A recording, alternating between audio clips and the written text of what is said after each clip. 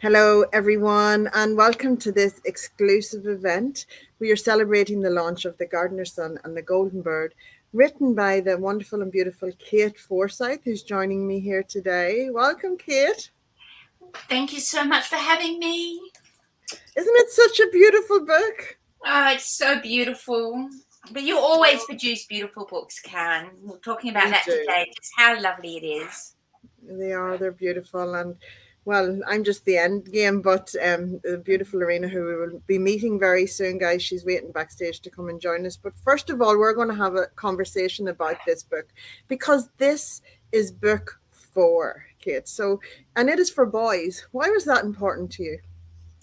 Well, the first three books in the Long Lost Fairy Tale series, we were motivated by a desire to show that fairy tales were not about passive princesses waiting patiently for their prince, that they contained really strong, active young women who were brave and clever and had agencies. And we were going out to schools and we were talking about it at festivals and conferences. And so many people said to us, "Oh gosh, I wish you'd write a book about fairy tales for boys that show that not all boys have to be arrogant and aggressive and kill things with swords, that there is room in our mythologies for boys that are kind and gentle and who solve problems because they're clever, not by brute force."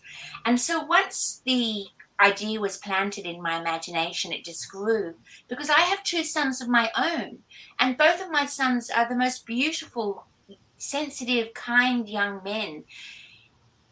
And I would have loved a book like this when they were kiddies. And so I had them, my own sons, in my mind when I was writing this book, even though my sons are now grown up. I'm sure they'll still embrace it and love the stories in it because fairy tales are not just for kids. Come on. Absolutely not. They were never meant for little kiddies. They were always meant for people growing into adulthood. Yeah, perfect, perfect. So let's talk about the thing about the stories that you chose, because this is a process, isn't it, Kate? You really feel into the stories that need to go into the book. So can you talk about maybe just briefly each one and why you chose it? I'd love to. So the process of choosing the stories is actually a large part of the work. Months and months of research and discussion, goes into it.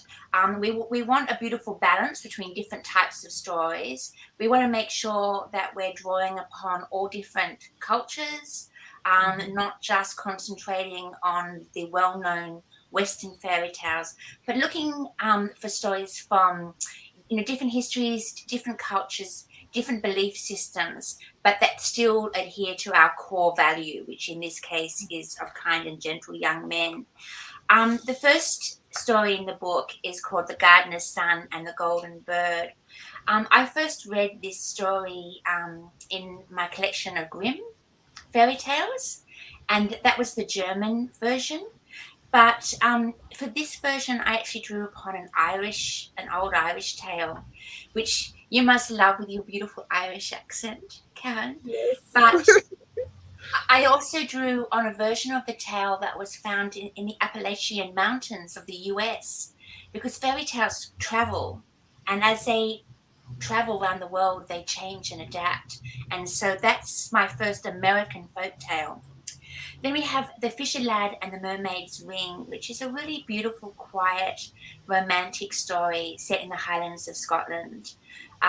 It's quite different from what we normally think of as being fairy tales. It's about a young man who captures a mermaid in his net, and she begs him to let her go. And he does, but only after she promises to help him win the heart of his one true love. And of course, his one true love is not who he thinks it's going to be. Then we have Bahram and the Snake Prince, which is a Persian fairy tale. So it comes from Iraq, and it's deeply embedded in that wonderfully rich Persian tradition of fairy tales and folk tales. And Lorena has done the most wonderful illustrations. Real a Thousand and One Nights. We have Jack and the Fiery Dragon, which is one of my own personal favourites, which is a Romany tale from Wales, and Prince Ivan and the Enchanting Harp, which comes from Russia.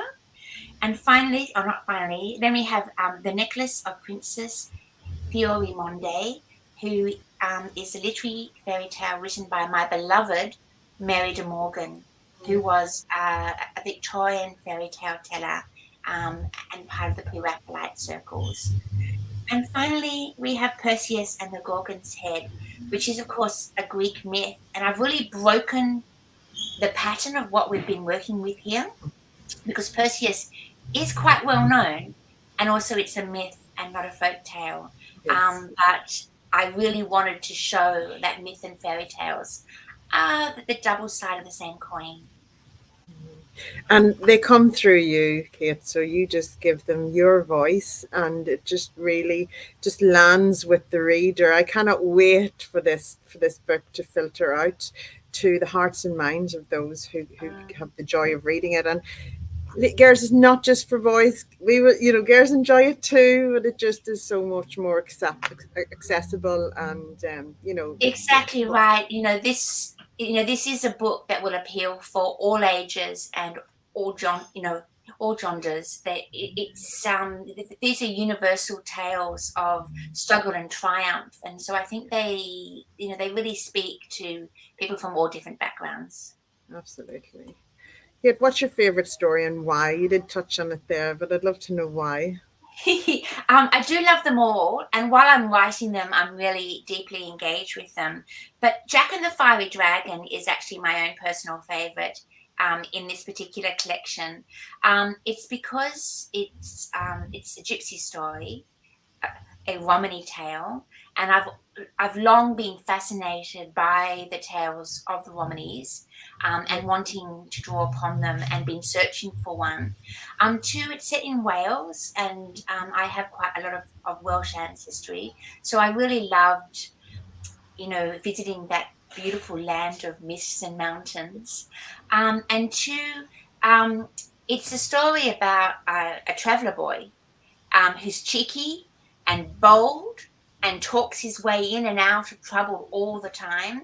It doesn't have a princess. It doesn't have anything except this scallywag of a hero doing his best to make his way in the world. He's poor, he's ragged, but he's he's the hero of the tale. Yeah, amazing. I love it. I love it so much. Kate, why are fairy tales so important in 2022? We've had a few rough years behind us now. Why are they so very important in 2022? Yeah, it's such a good question because, of course, fairy tales are the most ancient of tales. Humans have been telling stories for thousands and thousands and thousands of years, and these are the stories they've been telling, stories of struggle and triumph. And it's so important, I think, to realize that these stories are still relevant today. That they're not m- musty, dusty, fusty old tales only for children.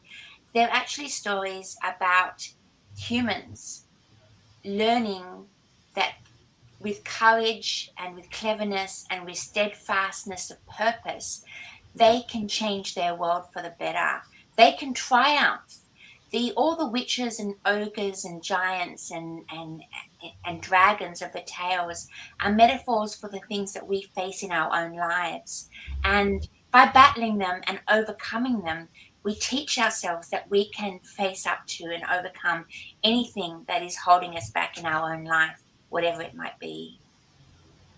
Now, I want you, if you're watching the replay, to stop, rewind, and listen to that again, because that is just, it's so important. People don't understand the power of fairy tales. I know we're going to talk about it a little bit further later on, but that is, fairy tales are important in our lives. And not only are they entertaining and really engaging to read and visual, and we're going to bring Lorena up in a minute, but talking about the illustrations that bring the words to life. They're wonderful, beautiful collections, but there's always a deeper message in them, isn't there, Kate? Absolutely. I always say they work on two on two levels. On one level, they enchant and entertain, and on the other level, they're working away deep in our subconscious, helping us grow to be wise. Yes. Yes. Ah, my heart is happy hearing all that. It's like, yes, that's why we do it. That's why we're very passionate about these books and getting them out into the world, into the hearts and minds of readers. So something exciting happened for book 4 that, we got an introduction by the wonderful Jack Sipes for this book. And can you share a little bit about that and what that meant for you to get such a renowned person come and, give a wonderful introduction for this book? Oh, look, it was, I am so proud and pleased that Jack Sykes, wanted to introduce this book for us, because I've been a student of his, in that I've read every single book or article he's ever written for years and years and years, right from when I was, little more than a teenager and first beginning to explore my fascination with fairy tales, to he is such a clever and wise man, and his work is so profound. I'm a little bit in awe of him. And, our paths crossed virtually a few years ago when he began to read some of my work, and we began a dialogue about that. And he's been a huge supporter of mine ever since. In fact, he's begun quoting me and using me in his own work, in his own articles and books, which I know I'm so proud Wow. and amazed by that. Um, knowing that we were writing this book for boys, I wanted a man to write our introduction for us, and I thought, well, who in the world would be the top of my list? Of course, it was going to be Jack, wasn't it? Here's my Yeah. puppy dog. Good dog. Hello. Nice of you to join us. She's gone again. Yeah. But then, so I thought, well, I'll contact him. I'll email him and ask him, and he can, he'll probably say no. But nothing ventured, nothing gained. And I Yeah. emailed him, and he was very, very, very happy to help me and to write the introduction. And of course, it's a bit of a big experience for me to have had Yes. him do that. It was wonderful. It is amazing, and we'll see it whenever we're going through the book. Yes, you're getting a sneak peek, guys. You're getting a sneak peek, and it is. But if you don't ask, you don't receive. See, more wisdom there. You gotta ask. You gotta have the courage to ask. The worst that can happen is a no, and it's okay. You know. Okay, we are going to welcome the third wheel because nothing happens without Lorena in these collections. You two have been together since the birth of that thought of the idea of Vasilisa the Wise, and it's just been teamwork all the way. So welcome, Lorena. Hello, thank you. Such a lovely evening to join you. Isn't it just? Get the Yeah, champagne up there, yeah, Lorena. champagne. Celebrate. Cheers, Lorena. Congratulations to us. Cheers. I'm keeping mine hidden. You'll have to watch the after show footage for mine. So I've got a question here for you both. Both have a dream partnership, and that's what I think of the two of you as. You get to work together and create these beautiful books. It is a dream, what the magic that happens between the both of you. I can just feel it. And Lorena slips a little image into my inbox every now and again. It just lights up my day. It's like, yeah. But can you share an insight into how you both work together? I'll go to you first, Kate. So my relationship with Lorena started quite a few years ago when I bought one of her art pieces, for my own joy, my own pleasure. I was going to shut my door because my family's being a bit noisy. You gotta love Excuse life. me, that's better. They're cooking dinner out there and they're banging every single pot in the kitchen.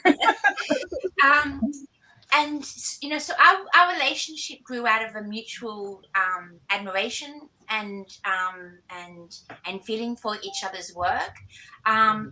We've been I feel like Lorena is a true soul sister of mine. We understand each other so perfectly and so intuitively. We've never had any kind of disagreement, let alone anything else. I sometimes when I'm writing a story, I'm thinking about how Lorena might bring it to life with her exquisite art. And then I feel that even though she's working with, the illustrations and I'm working with the words, in actual fact, bringing our work together makes both of it much better than it could be on its own. There's something that I think magnifies and amplifies what we're doing by the relationship that we have, between us. Yeah, absolutely. I've been doing a few events lately, which is, out in the real world again, which has been quite strange and quite lovely to actually see real people again. But I've been banging on quite a lot about the magic of collaboration and how I've since working with Kate, really, you're the one who really helped consolidate the idea of just the magic of collaboration for me. And now it's all I do. I live for working with other people. As you were saying, you end up with this magical thing in the middle that I didn't create, you didn't create, but it's like, so I've explained it like it's like the true Narnia, or this other magical world that wouldn't exist without that work between two people. Really is absolutely extraordinary. And I think the way that we've worked together ever since we started has I think we've been very lucky that, like you said, we understand each other, we feed off each other beautifully. And when I read your stories, I think quite often I can tell when you've put a little special something in there just for me. Sometimes I think, how on earth is Lorena going to illustrate this? Because I have such a visual imagination. So when I'm writing a story, I see it in my mind. And like I can remember when we were writing about the glass mountain and the girl who has to climb the glass mountain. While I'm writing it, I can see it in my mind's eye, but underneath it I'm going, I wonder how Lorena will see it, and I wonder how Lorena will bring it to life. And then, of course, you do so magically and so wondrously. You exceed my expectations every single time. Mm-hmm. And then I think, well, we'll have to challenge her even more. How did she create this? And then you always do. You always find some. And what I love most about your work, Lorena, is the fact that you're working with everyday things, with things that, with found objects, with stones and bones and leaves and petals and moss and frost that glitters in winter, and and light that comes through a leaf. You're finding the extraordinary in the ordinary, and that I think is what I think true magic is. It's a pretty nice way to see the world, I think. And I think going for a walk with me is a bit like going for a walk with a toddler. I've seen her in Ireland. The person will be walking along, and suddenly I'm gone because I'm lying in a ditch somewhere. Coming out of ditches, there's like, what? Where is she? Hey, what is that ruffling? And it's Lorena coming out of a ditch. It's hilarious. But I think knowing that, I'm always, like I say, I want to see the world with the eyes of a poet or child, because they both have this this way of seeing the extraordinary and the wondrous in the world. And I think that's what you do as well. You see the world constantly. You're looking for for beauty and for strangeness and for wonder. Yeah, I think you described it so well. Yeah. I just smile when I think of these beautiful books that we bring together. I just think it's amazing. And Lorena, your work, can we share our screen? Yeah, Kate, can you speak about the cover and why this was definitely the cover? I share your views on the cover because it's absolutely phenomenal. Isn't it beautiful?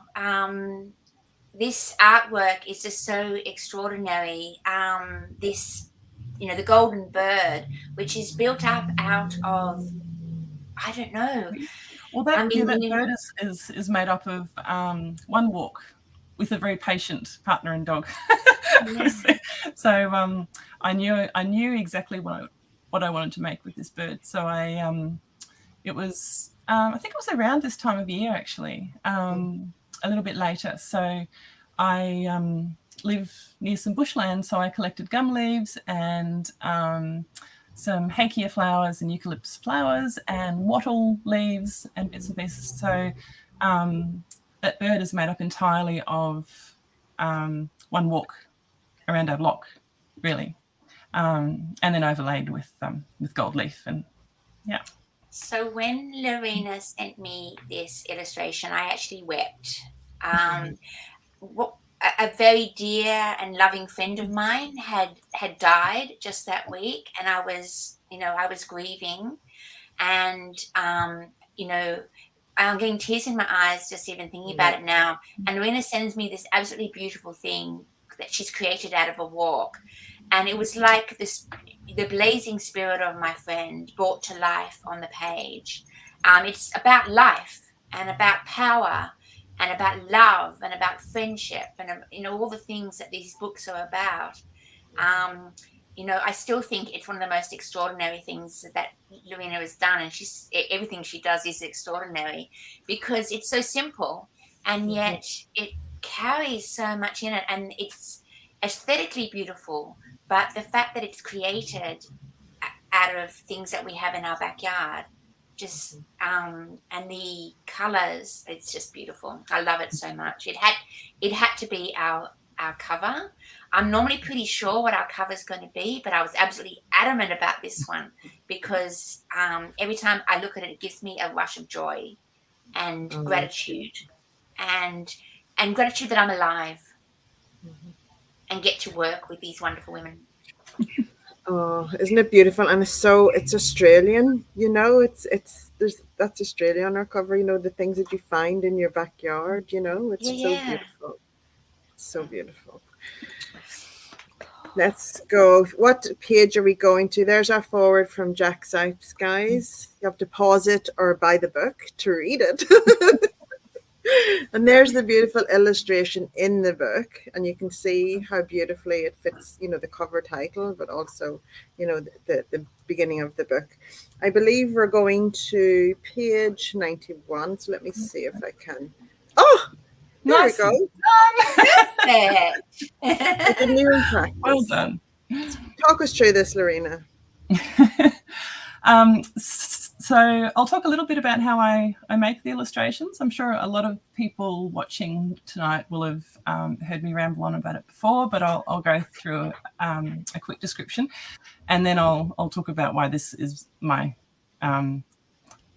second favourite after the Golden Bird in the collection. So I used only photography in the illustrations. I don't ever put pen to paper, pencil, except when I'm sketching out stick figure ideas. So I go for walks and I collect bits and pieces. I don't know if you can see this tiny level on your screen, but I've got lots of collections of, where's my camera? Insect wings. I'm going to stop sharing for a moment. There we go. That's a little bat wing, which I've used in the dragon, which you'll see soon. And little cicada skins.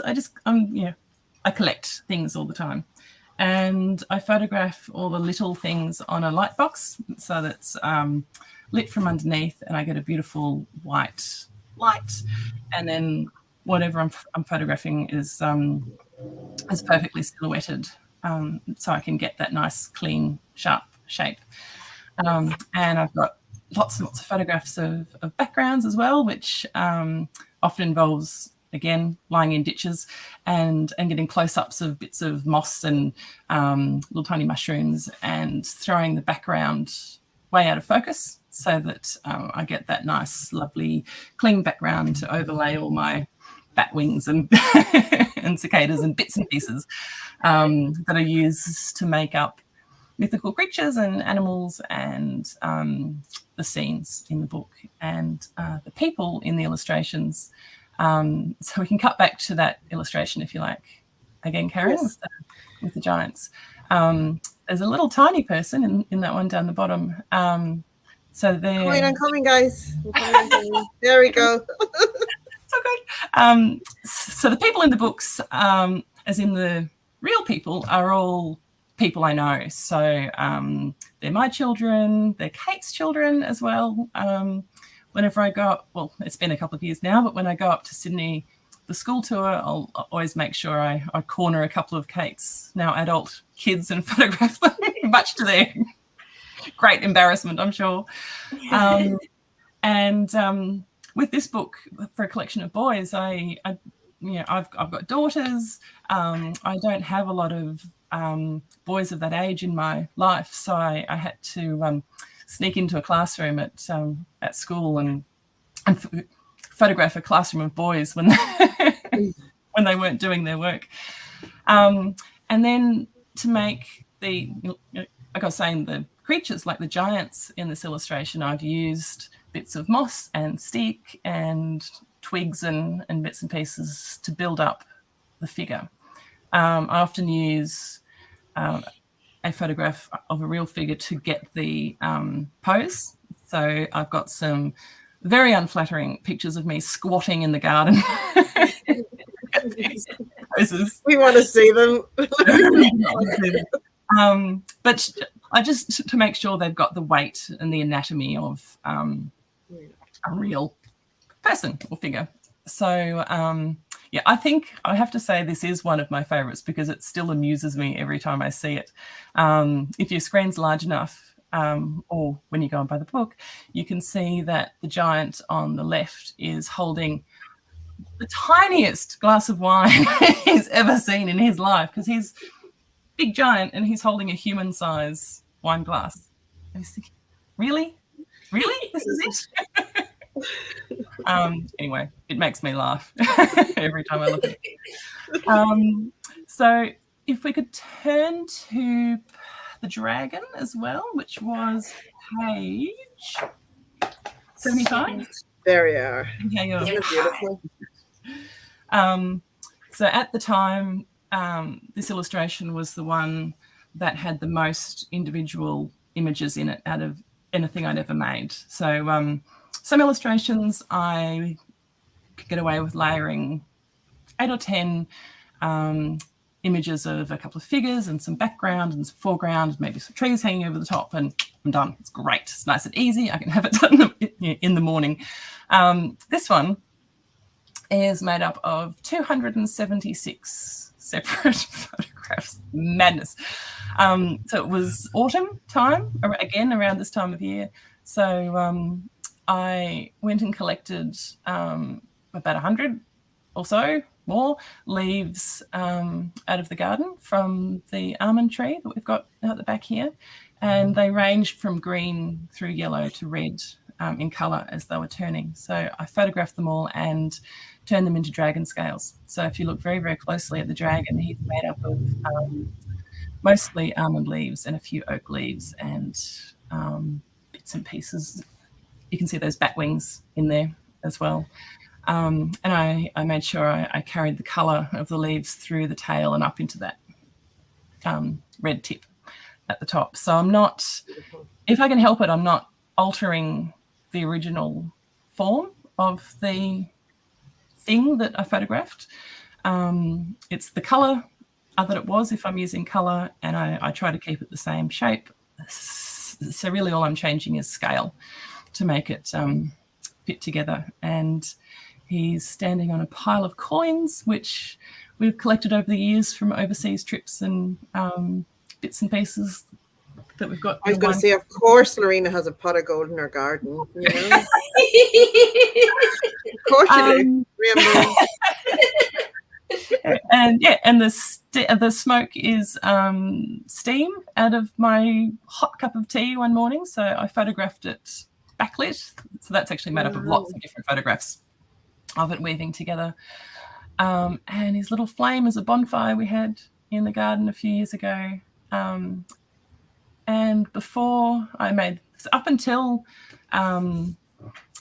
this book, or I'd only been using the landscape and the objects of my home, so my backyard and the bushland nearby. And a bit before then, I'd gone overseas to photograph for a couple of more books with you, Karen, in France and in Ireland as well.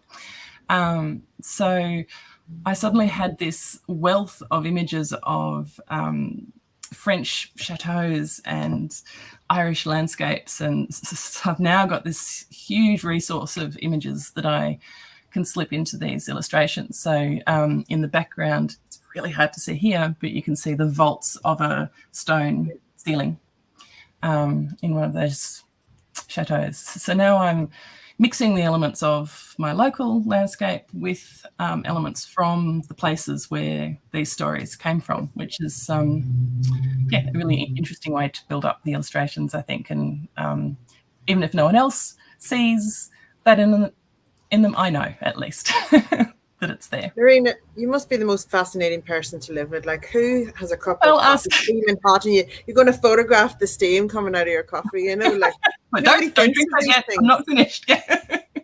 I think I'm the most infuriating person to live with, actually, but that's okay. I'll take interesting.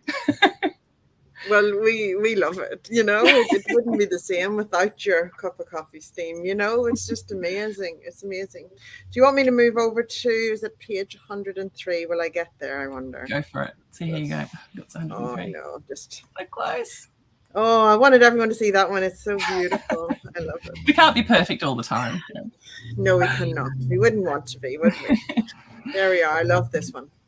So this is the Sea King, and I didn't have jellyfish or underwater sea creatures on hand at the time to photograph. I had some coral, which you can see down the bottom.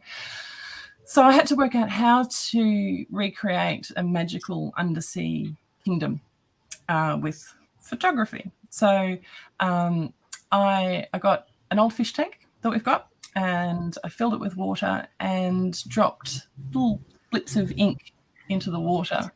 I think I had a few different colours, and capturing those swirls that you get when they drop into the water. And then I did a little bit of Photoshop magicking with them. I think I inverted them and played with the colours a bit to give them that really rich colour and tone to create the creatures and swirls in the background and his crown as well. And he might not forgive me for telling this story, but I'll tell you the story that I was telling Kate. The wine's kicked in, the champagne's kicked in here. It was early to mid 2020. We were homeschooling. Our teenagers were homeschooling on Zoom, doing the on-screen classroom, and I needed a half-naked sea king. So I convinced my very patient partner to strip down to a towel and scurry past the schoolers on their Zoom screens with a towel around his waist, and down to the other end of the house to photograph in silhouette for the Sea King. And I think they've forgiven us by now, I hope.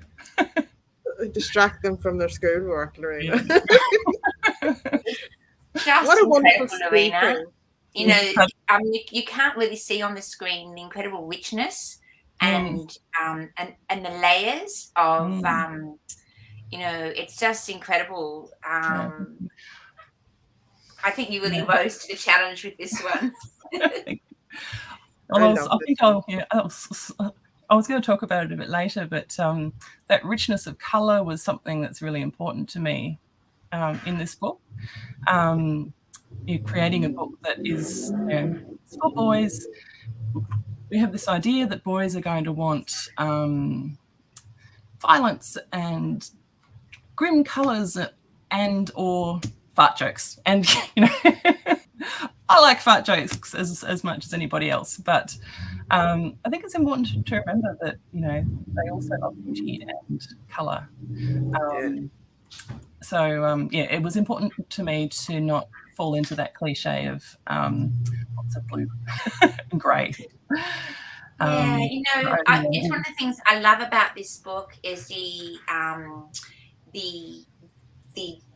richness and beauty of it, but also the sensitivity of it. Like, I think it really goes hand in hand with what we're trying to do here, which is to celebrate that there are many, many different types of boys, many, many different types of masculinity, that we don't have to limit ourselves to only one idea of how boys need to be, that boys are allowed to be sensitive and loving, as well as full of energy and action, and having brought up 2 boys of my own, and having our house filled with boys all the time, I can tell you that there are many young men that break outside the stereotype, and I think that should be celebrated. Yeah, it's so important that they have that reflected back to them too, that it's it's something to be celebrated, to be kind and gentle and and loving towards your friends. You don't have to be whacking each other over the head to show your affection. Well, they're still having heaps of adventures, and they're still going out and striving and triumphing, but they're not necessarily being brutal and lacking in empathy and sensitivity in order to triumph. Absolutely. Yeah, certainly. We're going to go to a few comments here. We have some people commenting and joining us. Hello to everyone. If you have a question for Kate or Lorena, I'll be asking a few questions in about a minute or two, but we're going to share. Riley's here. Hello, Riley. Riley done some amazing music for this book and collection, and we cannot wait for our audiobook to come out. Kate, it'll be out in the next few weeks.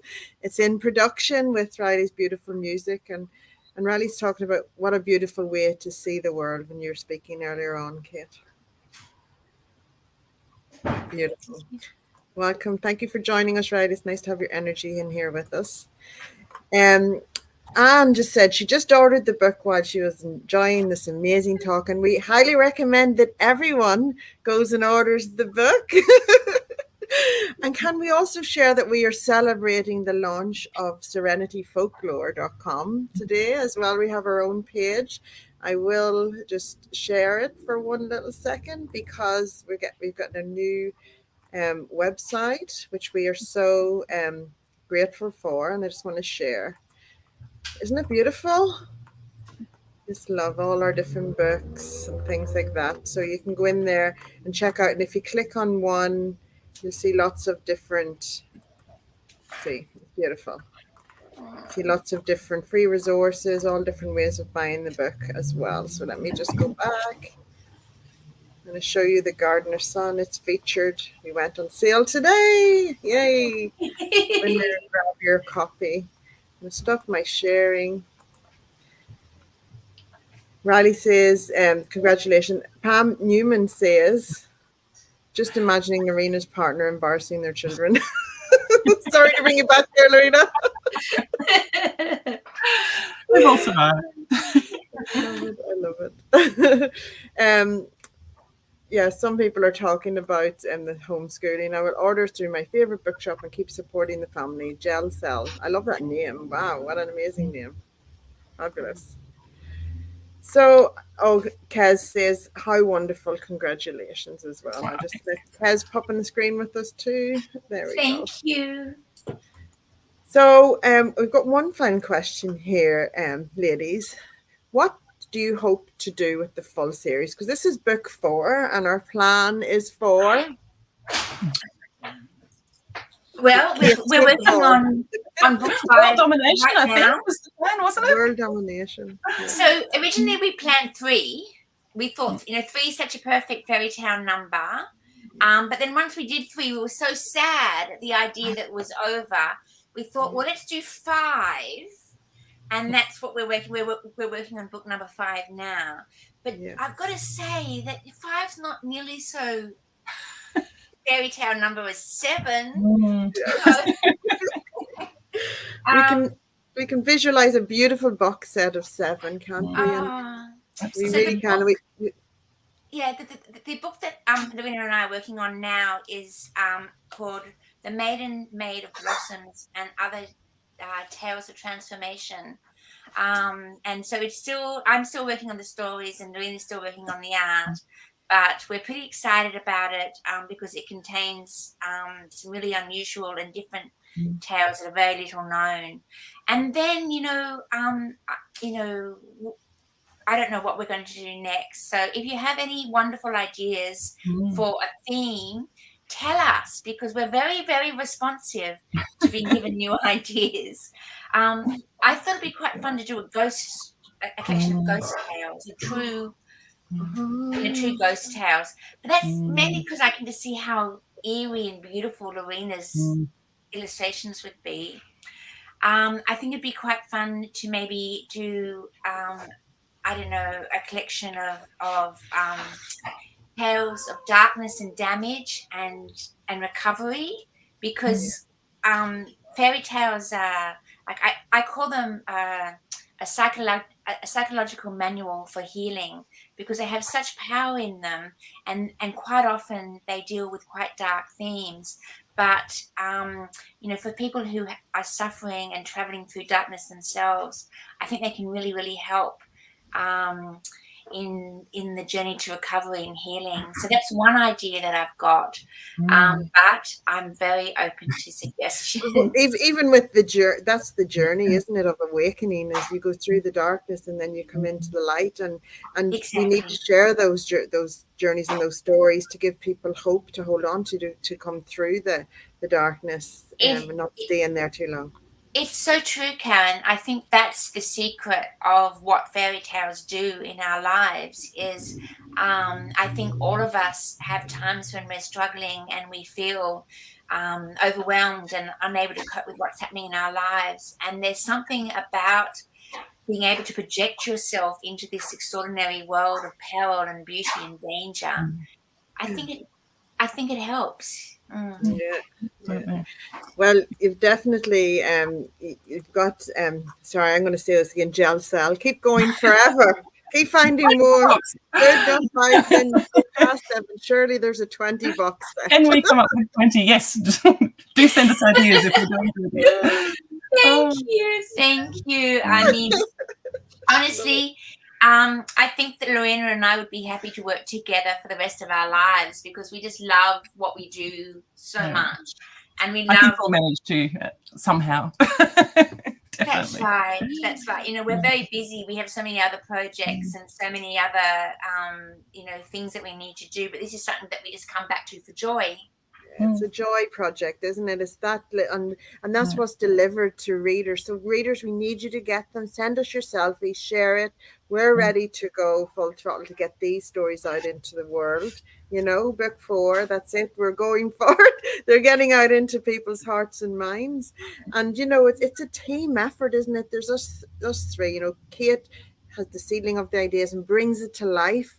And I always love that email coming into my inbox with the first manuscript, and it's like, there's a little twinkle of magic in my inbox. I see it. And then Lorena has been talking to Kate, and you've already been talking about illustrations, and then it goes on to we just keep, our editors, Monique's been amazing in the series as well, and Riley showing up to share the beautiful, enchanting, whimsical music. It's just it's teamwork, isn't it, that brings it all together, brings the magic alive. Yeah, I love that, because this is really a book about many hands and many hearts, and all of us share this vision of creating something that's full of beauty and joy and meaning, and bringing it into the world as a gift. It's really our gift to the world. We're not really doing it for any kind of reward or fame or anything else. And then what we're constantly doing is attracting more people to the project who love it and who want to be a part of it, because it's doing something that's so beautiful and so meaningful, and we really lack that so much in our lives, I think.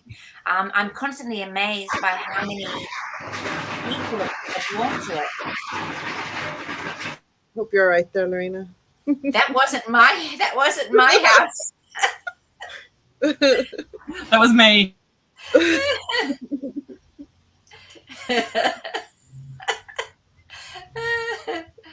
I had my husband banging pots and pans before. I don't know what Lorena's partner's doing, but my kids are locked up. Like one of the fairy tales. I promise they're not. I promise they're not. It's just a joke. So Karen, we need to come to Perth so that Lorena can photograph your beautiful little cherubs. Yes, Absolutely. They're Wouldn't growing that up be fast, Lorena. You got to get over here fast. I'll work on it. You should have got them at the castle in 2019. They're all there. Remember, you should have got them. They're too fast. Yeah, they love it. I'll hold them down from growing. So, Kate, you're going to finish off by reading for us. Now, this is the bit I've been looking forward to. I love it when Kate reads. It's just such an absolute delight. So, myself and Lorena will go down on the screen. Just let Kate hold the space and read the story. And then we'll come back up and say goodbye and officially launch this book into the world. Okay? Thank Kate, you. the floor is yours. Thank you so much. So I'm reading from the story of Jack and the Fiery Dragon, which has that beautiful illustration, which is one of my favorites of Lorena's. I'm just going to read you a page and a half. But Jack, our gypsy boy, our ragged traveler, who is doing his best to make his way in the world, he's been challenged to overcome this fiery dragon. Let me read to you. Sit back, enjoy. That night, when everyone slept, Jack rose and tucked the owl feather in his black curls. Then, as quick and silent as smoke, he made his way back to the enchanted castle.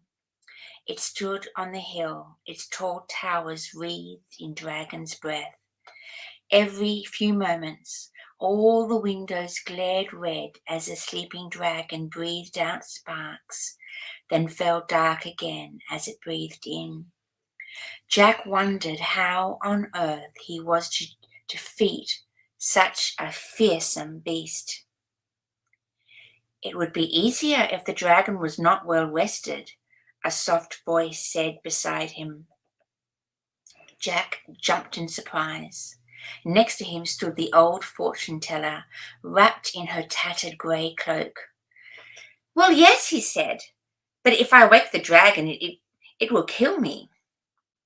Not if it doesn't know you are there, the old woman said. She smiled toothlessly up at him. Remember your gifts. Jack touched the owl feather in his hair, took a deep breath, and walked up the road to the castle gates, which had been blasted open by the dragon. He tiptoed inside. All was quiet. In the castle courtyard was the stake where the young women were tied. Piles of bones were strewn about, and tatters of their dresses. Jack thought of Rhiannon, fated to die there on the morrow, and it steeled his determination. The door to the great hall stood open. Jack saw it was filled to the rafter with coins, jewels, ropes of pearls, golden goblets, pewter jugs, iron-banded chests, silver armour, and gleaming shields. A fiery red dragon slept on the vast pile, its chin resting on its claws. As the dragon breathed out, a gust of sparks lit up the hall.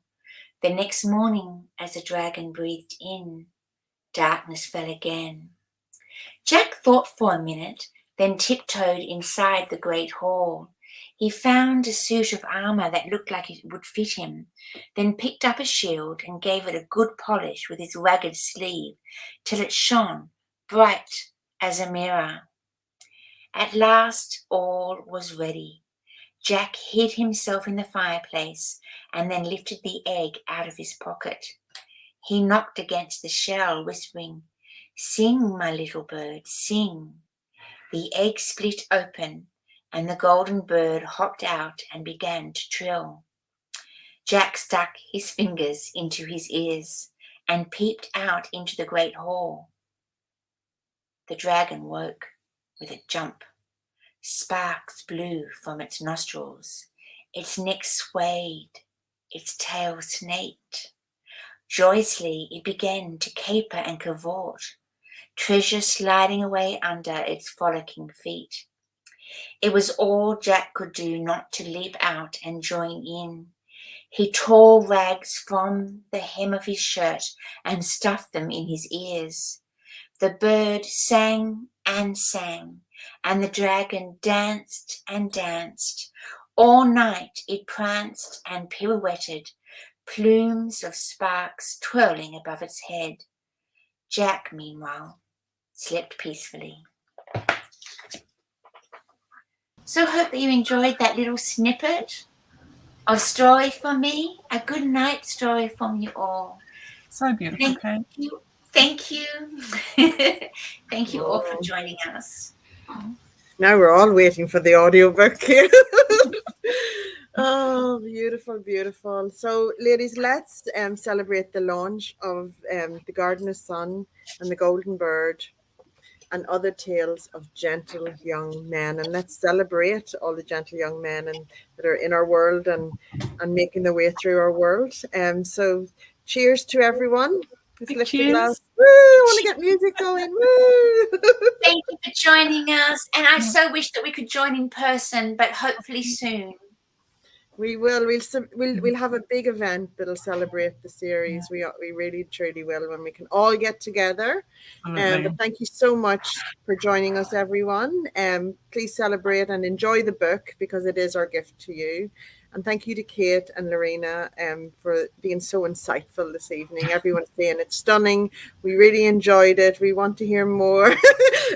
But time always goes so fast whenever we get together, doesn't it? It's just it really is. So guys, go to www.serenityfolklore.com or serenitypress.org is still there and grab your copies today. Thanks so much, guys, for joining us. Bye. Thank you, Karen. Thank you, everybody.